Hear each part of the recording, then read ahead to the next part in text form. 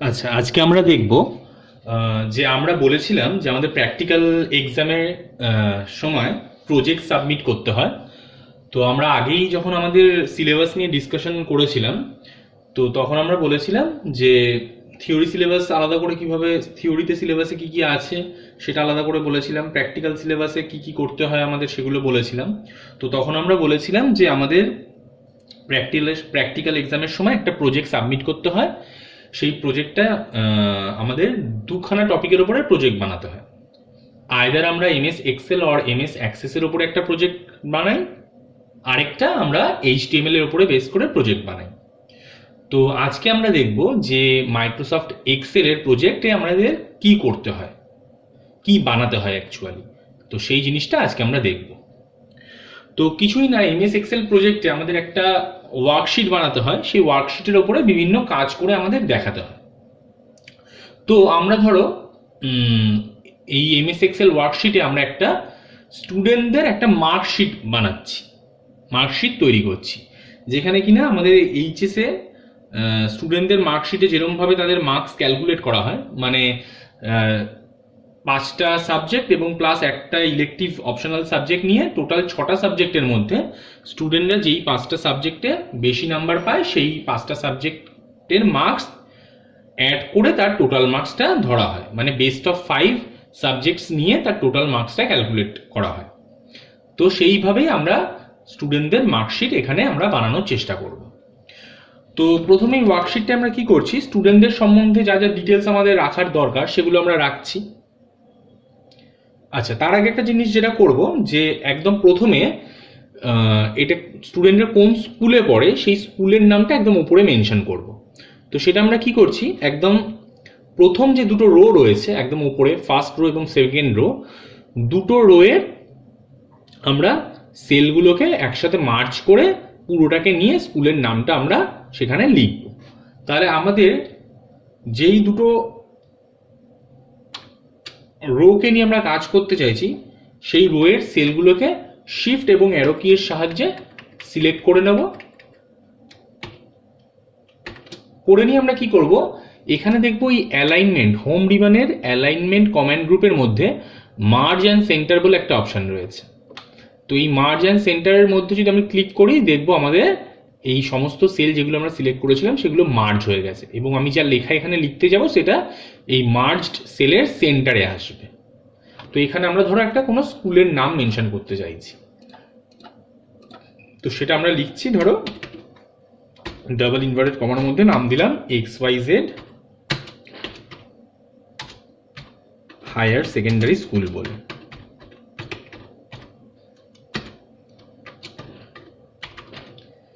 এবার এই লেখাটাকে ধরো আমরা বোল্ড করছি, কিভাবে বোল্ড করতে হয় আমরা জানি, যে লেখাটাকে সিলেক্ট করতে হবে, তারপরে হোম রিবনের ফন্ট কমেন্ট গ্রুপের বোল্ড বাটন যেটা থাকে সেটাই ক্লিক করতে হবে, তাহলে লেখাটা বোল্ড হয়ে যায়। আরেকটা যেটা জিনিস করছি সেটা হচ্ছে এই সেলের লেখাটাকে আমরা অ্যালাইনমেন্টটা সেন্টার তো রেখেছি, প্লাস মিডল করে দিচ্ছি, মানে উপরে এবং নিচে যাতে সমান গ্যাপ থাকে সেটাকে মিডল সেট করে দিলাম। এবার আমরা কি করবো, যে স্টুডেন্টদের আমরা মার্কশিট বানানোর চেষ্টা করছি, তো স্টুডেন্টদের সম্বন্ধে আমাদের যা যা রাখার প্রয়োজন ইনফরমেশন সেগুলো আমরা এখানে রাখছি। তো ধরো একদম প্রথমেই স্টুডেন্টদের রোল নাম্বার বলে একটা কলম রাখছি, একটা ফিল্ড রাখছি, তার পাশে স্টুডেন্টদের নাম রাখছি, ফাদার্স নেম রাখছি,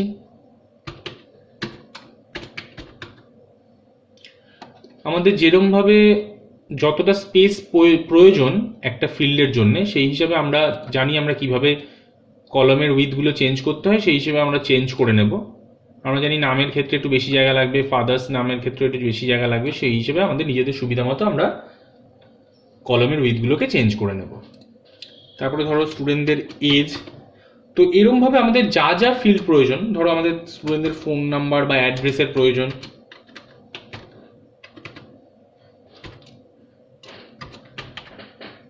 তো যা যা আমাদের ফিল্ড প্রয়োজন সেগুলো আমরা বানিয়ে নেব। আর যেরকম যেরকম আমাদের কলমের উইথগুলো দরকার, নাম রাখার জন্য যতটা রাখার দরকার, ফোন নাম্বার রাখার জন্য যতটা কলমের উইথ দরকার, সেই হিসেবে আমরা ওপর থেকে হেডার থেকে চেঞ্জ করে নিয়ে উইথটাকে অ্যাডজাস্ট করে নেব।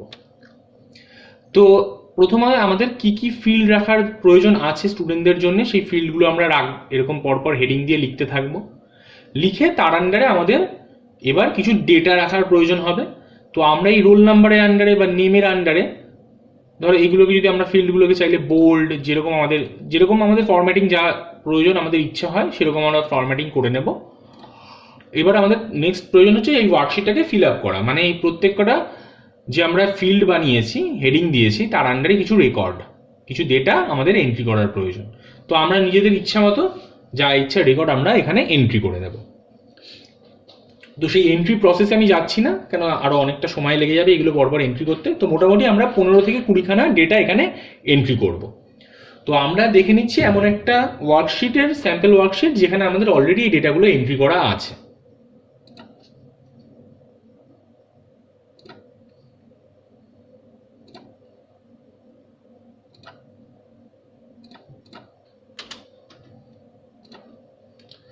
তো আমরা এমন একটা স্যাম্পল ওয়ার্কশিট খুলে নিচ্ছি যেখানে অলরেডি এরকম ফিল্ডগুলো পরপর তৈরি করা আছে। তাহলে দেখতে পাচ্ছি আমাদের এখানে প্রথমেই ওপরে দুটো রোকে মার্চ করে আমাদের স্কুলের নামটা দেওয়া আছে এখানে, তার তলায় আলাদা আলাদা হেডিং করে রোল, স্টুডেন্টের নাম,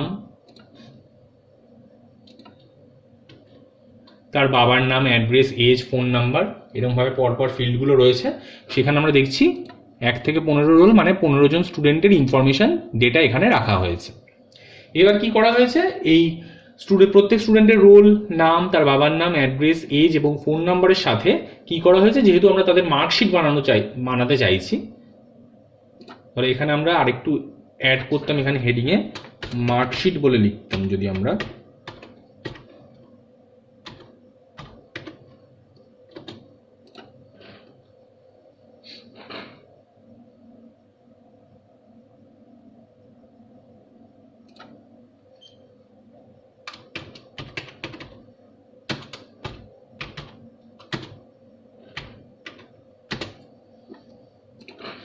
তাহলে যেহেতু আমরা মার্কশিট তৈরি করতে চাইছি, আমরা জানি মার্কশিটে কি বিভিন্ন সাবজেক্টের প্রত্যেকটা স্টুডেন্টদের বিভিন্ন সাবজেক্টের প্রাপ্ত নম্বর থাকবে।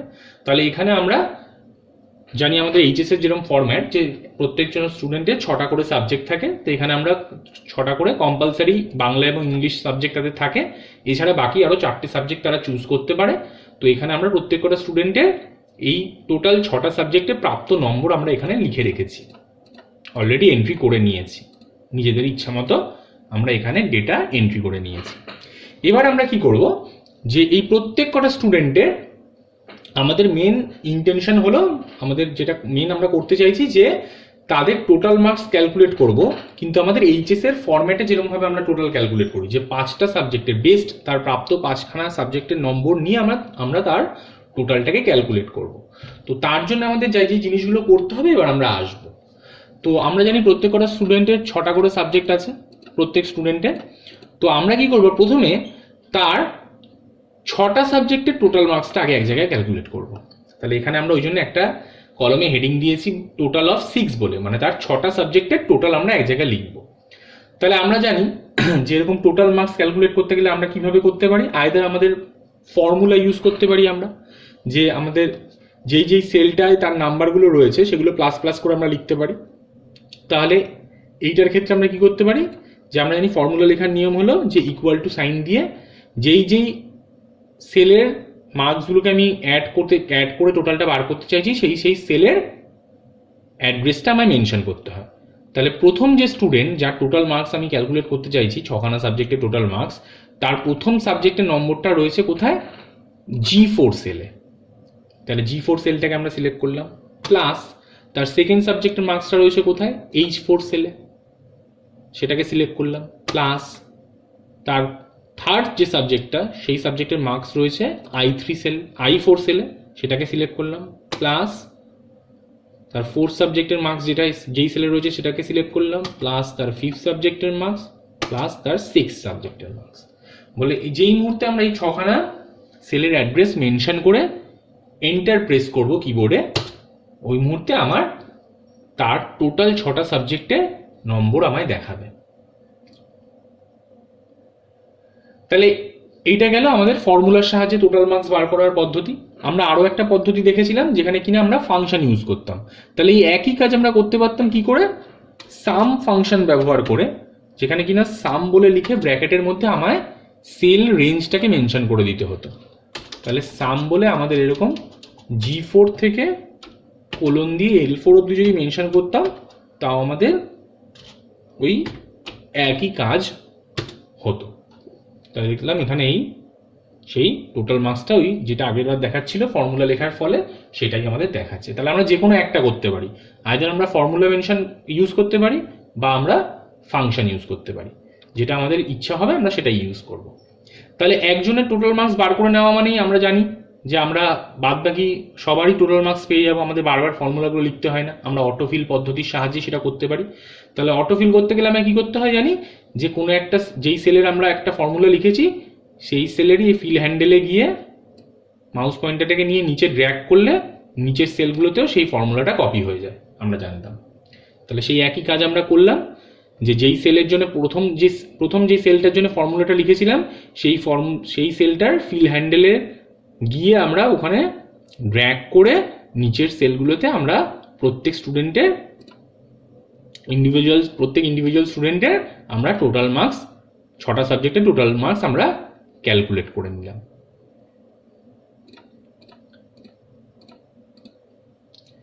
তাহলে নেক্সট কাজ হলো, আমাদের মেন ইন্টেনশনটা হচ্ছে কিন্তু বেস্ট 5টা সাবজেক্টের মার্কস ক্যালকুলেট করা। তার জন্য আমাদের এই কাজগুলো করতে হচ্ছে, যে আমরা একবারই তার সবকটা সাবজেক্টের প্রাপ্ত নম্বরের টোটাল বার করলাম। তাহলে 6টা সাবজেক্টের নাম্বার তার আমরা পেয়ে গেছি। এবার কি করব, আমরা খুঁজবো যে 6টা সাবজেক্টের মধ্যে সবচেয়ে কম মার্কস সে কোন সাবজেক্টে পেয়েছে। তাহলে সেটা বের করার জন্য আমরা জানি একটা ফাংশন আমাদের ছিল মিনিমাম বলে, মিনিমাম বার করার জন্য মিন ফাংশন বলে একটা ফাংশন ছিল। তাহলে আমার যার মিনিমাম মার্কসটা বার করতে চাইছি আমি, যেই স্টুডেন্টের কোন সাবজেক্টে সে সবচেয়ে কম নাম্বার পেয়েছে বার করতে চাইছি, তার নামের পাশে যে মিনিমামের ঘরটা রয়েছে সেই সেলটাকে আমায় সিলেক্ট করতে হবে। সিলেক্ট করার পরে কি করতে হবে, আমার ফর্মুলা বারে গিয়ে ইকুয়াল টু সাইন দিয়ে মিন ফাংশনটাকে ব্যবহার করতে হবে। তাহলে মিন বলে আমায় সেল রেঞ্জটাকে মেনশন করতে হবে যে কত থেকে কতর মধ্যে মিনিমাম। তাহলে আমরা চাইছি কি তার এই G4 থেকে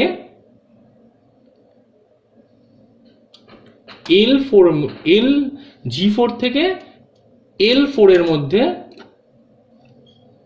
কোনটা তার মিনিমাম নাম্বার সেটা আমরা জানতে চাইছি। তাহলে এই ফাংশনটার এখানে ফর্মুলা বারে আমি কি করলাম, যে এই মিনিমাম ফাংশনটা ইউজ করে সেল রেঞ্জটাকে আমি মেনশন করে যেই মুহূর্তে আমি এন্টার মারবো, এন্টার কি প্রেস করবো কিবোর্ডে, আমায় তার 6টা সাবজেক্টের মধ্যে কোন সাবজেক্টে সে সবচেয়ে কম নাম্বার পেয়েছে সেই নাম্বারটা আমাদের দেখাবে। তাহলে দেখো এখানে আমাদের তার যতগুলো সাবজেক্ট ছিল তার মধ্যে সবচেয়ে কম নাম্বার 65 ছিল। তো সেই 65টা এই মিনিমাম অফ 6 এর মধ্যে এসে গেল।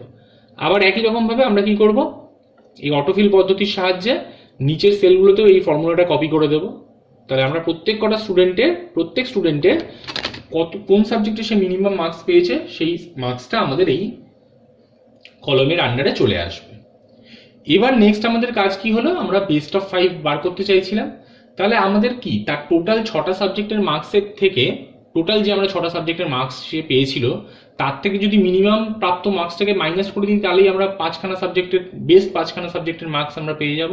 তাহলে সেটাই আমাদের এখানে ফর্মুলা লিখতে হবে কি, যে টোটাল যেখানে বেস্ট অফ 5 বলে আমরা হেডিংটা করেছিলাম সেখানে আমাদের ফর্মুলা বারে গিয়ে লিখতে হবে যে কি, যে এই ঘরটা থেকে মানে যেখানে তার 6টা সাবজেক্টের টোটাল নম্বর ছিল M4, তার থেকে মাইনাস হয়ে যাবে কি, সেই মিনিমাম যেই মার্কসটা পেয়েছে কোনো একটা সাবজেক্টে সেই মার্কসটা। তাহলে যেই মুহূর্তে এই মাইনাসটা হয়ে যাবে, যেই নাম্বারটা আমরা এখানে পাবো সেটা হচ্ছে তার বেস্ট 5খানা সাবজেক্টের মার্কসের টোটাল। তাহলে একই রকমভাবে আমরা এখানেও ফিল হ্যান্ডেলের সাহায্যে নিচের সেলগুলোতে এই ফর্মুলাটাকে কপি করে দেব। কপি করার ফলে আমরা প্রত্যেক স্টুডেন্টের এগেনস্টে তার টোটাল মার্কস বেস্ট অফ 5 সাবজেক্টে সেটা আমরা বার করতে পারবো। তো এইভাবে আমাদের প্রথমে ওয়ার্কশিটটাকে বানিয়ে নিতে হবে, যেখানে আমরা সমস্ত ডেটাগুলো নিজেরা এন্ট্রি করছি এবং 3টে জিনিস আমরা একটু নিজেদেরকে ক্যালকুলেট করতে হচ্ছে, যেটা কিনা তার 6টা যে সাবজেক্ট আছে তার সেই সমস্ত সাবজেক্টের টোটাল মার্কস, কোন সাবজেক্টে সে সবচেয়ে কম নম্বর পেয়েছে সেই কম নম্বরটা কত সেই মার্কসটা বের করা, এবং লাস্টে ওই টোটাল অফ 6 থেকে মিনিমাম প্রাপ্ত তার মার্কসটা কোনো একটা সাবজেক্টের মার্কসকে মাইনাস করে দিলেই আমরা তার বেস্ট অফ 5 সাবজেক্টসের টোটাল মার্কসটা পেয়ে যাব। এরপরের কাজ হলো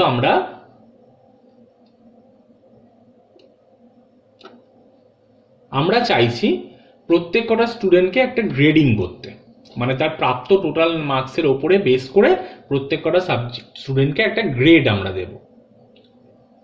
তাহলে গ্রেড বলে আমরা একটা কলম হেডিং দিচ্ছি,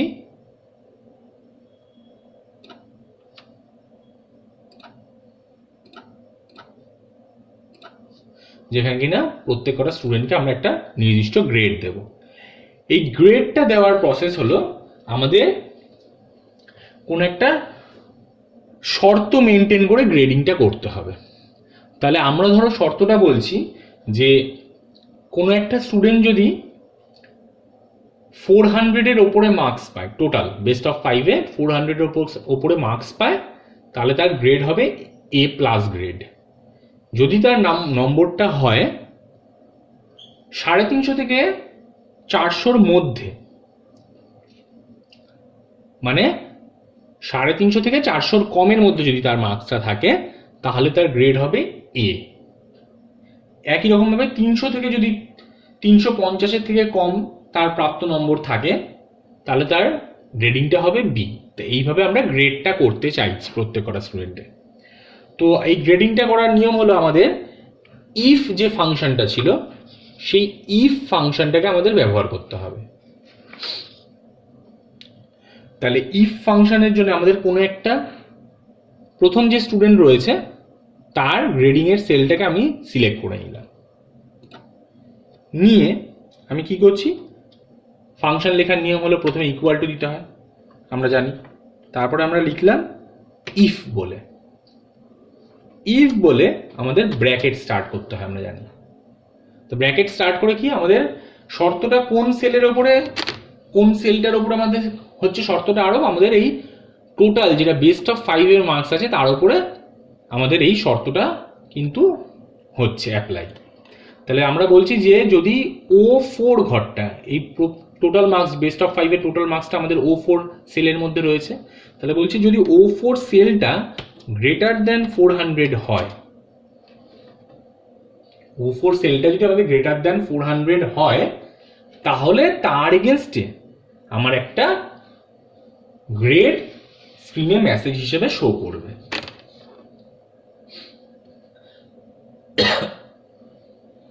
তাহলে সেইটা লেখার নিয়ম হচ্ছে যে প্রথমেই আমরা যেই সেলটার ওপরে আমাদের শর্তটা হবে ইফ ফাংশনটার মধ্যে সেই সেলটার নাম আমরা মেনশন করলাম।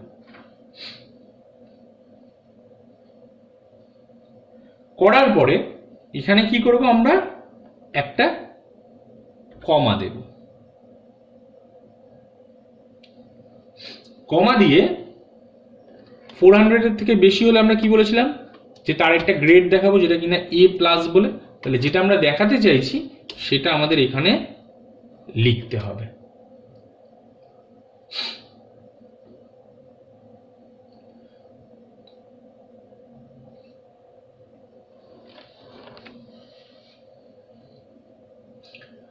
তাহলে বলছি যে আমাদের O4 সেলের ভ্যালুটা যদি 400-এর বেশি হয়, তাহলে তার এগেনস্টে তুমি P4 সেলে যেই ভ্যালুটা শো করবে সেটা হলো A+।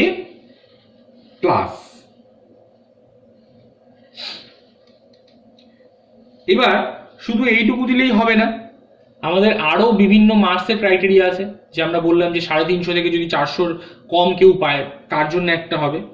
তো সেগুলো আমাদের কি করতে হবে, এরপরে পরপর আমাদের কমা কমা দিয়ে লিখে যেতে হবে। তাহলে এই A+ এর পরে আবার কমা দিয়ে আমরা কি লিখব, যে ইফ বলে আবার ব্র্যাকেট স্টার্ট করতে হবে। বলে চেকিংটা কিন্তু বারবার ওই O4 সেলের ওপরেই হবে, কেন ওইখানেই প্রাপ্ত নম্বরটা রয়েছে, টোটাল নম্বর বেস্ট অফ 5 এর টোটাল প্রাপ্ত নম্বরটা ওই O4 সেলেই রয়েছে। তাহলে শর্তটা যে বারবার চেক করবো ওই O4 সেলের ওপরেই চেক করব। তাহলে বলছি আমরা যে ইফ যদি আবার O4 সেলটা গ্রেটার দ্যান 350 হয়, কমা দিয়ে তার এগেনস্টে আবার কি গ্রেড বা কি মেসেজ ওই সেলে আসার কথা সেটা আমাদের লিখতে হবে।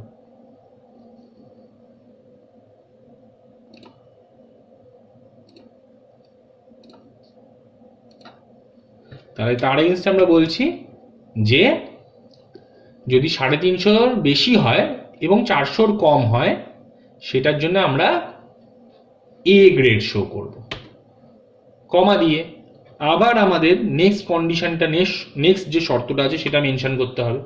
তাহলে নেক্সট শর্তটা আমরা বলছি যে ইফ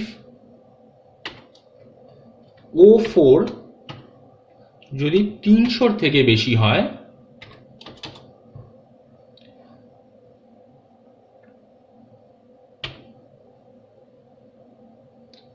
তার জন্য আমায় মেসেজ শো করবে তার পাশের সেলে বি প্লাস বলে,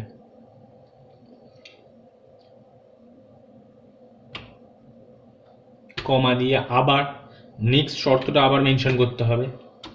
বারবার এরকম যতগুলো কন্ডিশন আমার দেওয়া থাকবে বারবার এই কন্ডিশনগুলো আমাদের ইফ করে লিখে যেতে হবে পরপর। নেক্সট আমরা বলছি O4 যদি 250 থেকে বেশি হয় তাহলে তার জন্য আমার মেসেজ শো করবে পাশের সেলে বি বলে,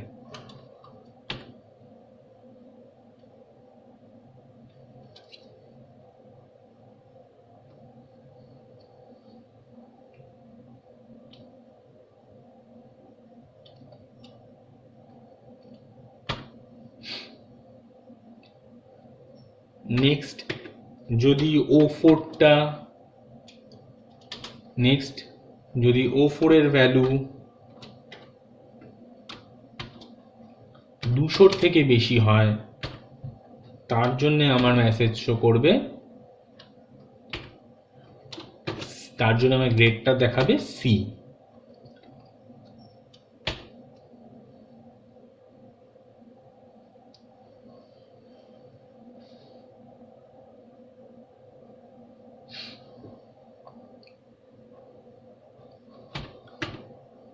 ইফ O4 যদি 150 থেকে বেশি হয়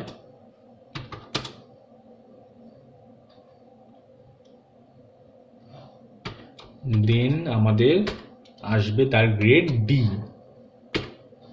এবার যদি 150 কম কারুর টোটাল নাম্বার হয় বেস্ট অফ 5 সাবজেক্টে তাকে আর আমরা কোনো গ্রেড দেব না, তার গ্রেডিংটা হবে যে সে ফেল করেছে। তো এই লাস্ট যে শর্তটা মানে 150 কম, এরপরে আর কোনো শর্ত নেই, 150 কম শর্তটা আমাদের মানে ইফ O4 লেস দেন 150টা আর আলাদা করে লিখতে হয় না, আমাদের এই সমস্ত শর্তগুলো যে ম্যাচ করছে না মানে কি সে 150 থেকে কম পেয়েছে, তাই আমাদের লাস্ট যে মেসেজটা দেওয়ার কথা যে গ্রেডটা দেওয়ার কথা সেটা আর আমাদের আলাদা করে শর্তটা মেনশন করতে হয় না। আমাদের লাস্ট শর্তটা মেনশন করার পরে আমরা যদি কমা দিয়ে মেসেজটা লিখে দিই তার মানে এইগুলো যার হবে না সে বাকি গ্রেডগুলো পাবে, বাকি যে গ্রেডটা পড়ে আছে সে এইটা পাবে। তাহলে 150 অব্দি যারা চেক করা হয়ে গেল তারা তো A প্লাস থেকে ডি এর মধ্যে কোনো একটা গ্রেড পেয়েই গেল। এবার 150-র মধ্যে যারা পড়লো না মানে তারা মানে কি তারা 400-র ওপরেও পড়েনি আবার 150-র মধ্যেও পড়েনি মানে কি তারা 150-র নিচে পড়েছে। তাহলে 150-র নিচে পড়েছে যারা, তারা এই লাস্ট যে আমরা মেসেজটা লিখলাম তাদের এগেনস্টে এই মেসেজটা দেখানো হবে। তাহলে এটা আমাদের আলাদা করে আর শর্ত লিখতে হয় না, আমরা শুধু এটাকে বলা হয় ইফের এলস পার্ট, মানে ইফের মধ্যে যদি এত কিছু না ঘটে তাহলে একটাই জিনিস ঘটতে পারে যে সে ফেল করেছে। তো সেই জন্য আমাদের আলাদা করে আর শর্ত লিখতে হয় না, লাস্ট শর্তটা এলস পার্টটা আমরা এমনিই লিখে দিতে পারি সমস্ত শর্ত লেখা হয়ে যাওয়ার পরে। তাহলে সমস্ত শর্ত যা যা আমরা বললাম সেগুলো লিখে ফেলেছি। লেখার পর আমাদের দেখতে হবে যে আমরা টোটাল কটা ফার্স্ট ব্র্যাকেট ওপেন করেছি, কারণ আমরা যতগুলো ফার্স্ট ব্র্যাকেট ওপেন করেছি ততগুলো আমায় ক্লোজ করতে হবে। তাহলে দেখো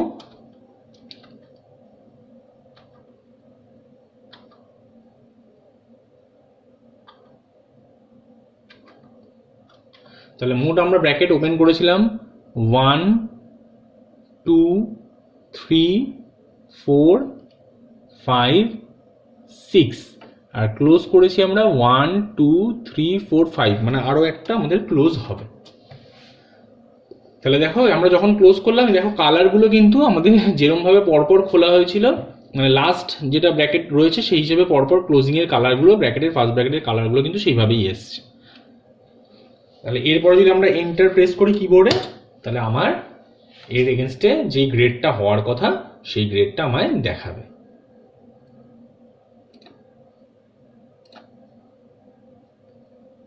তাহলে একজনের যদি আমি এই গ্রেড বার করার ফর্মুলাটা লিখে ফেলতে পারি, তাহলে বাকিদেরটা আমরা জানি কি অটোফিল পদ্ধতির সাহায্যে আমরা ফর্মুলাটাকে কপি করে দিতে পারি। তাহলে এখানে ফিল হ্যান্ডেলে গিয়ে আমি যদি এই ফর্মুলাটাকে নিচের দিকে ড্র্যাগ করে দিই অটোফিল করার জন্য, তাহলে আমার পরপর নেক্সট সেলগুলোয় তার ভ্যালুগুলো চলে আসবে।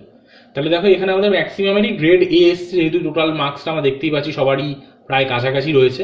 এখানে যদি মার্কসের ডিফারেন্স থাকতো তাহলে আমাদের গ্রেডগুলো আলাদা আলাদা রকমভাবে আসতো, এখানে অন্যান্য গ্রেড আসতো। তাহলে এটা গেল স্টুডেন্টদের গ্রেডিং করার পদ্ধতি। তাহলে এই প্রজেক্টটা আমাদের এখনো কমপ্লিট কিন্তু হয়নি, এটা এখনো ইনকমপ্লিট রয়েছে। এরপরে আরো দুটো জিনিস আমরা দেখব, যে আমরা একটা শর্টিং বা অর্ডারিং দেখব,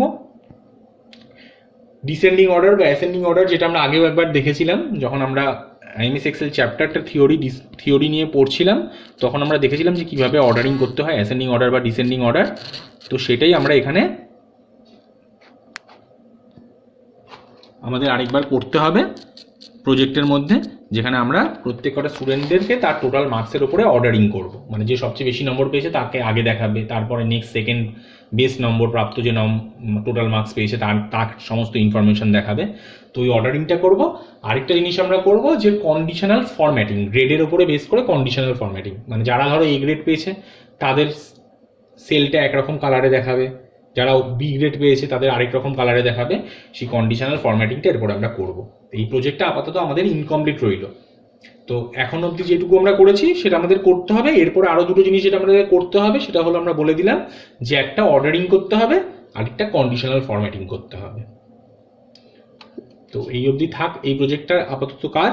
নেক্সট যে পার্ট যেটুকু বাকি রইল সেটা আরেকটা নেক্সট ভিডিওতে আমরা কমপ্লিট করে ফেলবো।